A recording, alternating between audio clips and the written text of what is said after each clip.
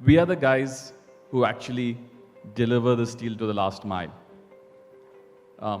We all forget in the economy chain who's last.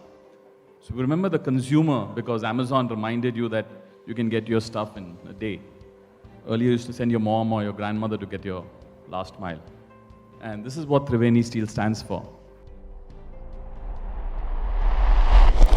How do we get our steel manufactured at the plant to the user? How do you get it to the farmer? How do we get it to the builder? How do you get it to the contractor? Yes, Steel Authority has tier 2 systems. JSW has their dealers. But do you imagine the steel lies on the road and somebody is uneducated person cutting it? How safe is your building? I invested in a cut and bend plant. Not even one contractor bought steel from me. If I go into an Indian manufacturer and say, can't you do it for $10? What is it? It's only a machine and cutting it.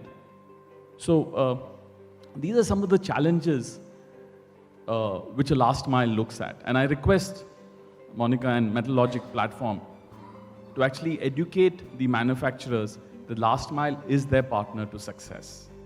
All of us buy our steel through or personal items through online, but how much of us goes through digital platform? Steel is not digital. Why not? There are some companies who have come up like Off Business, Zworks, Metal Street, XYZ. How much penetration do they have? They've all turned themselves to NBFCs.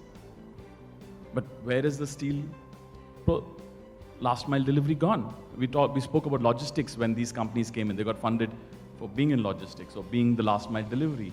They've all gone into financing.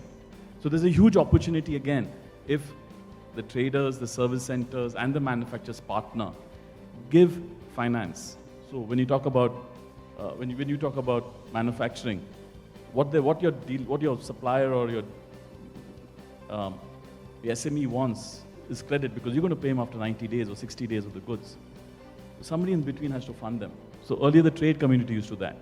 But if it all becomes certified technologically, that you are an A-grade customer and you get that credit line, or you certify it. So it all becomes very transparent. So we all have to think about how do we get steel cheapest to the user. And this is what I think we should all invest in as manufacturers.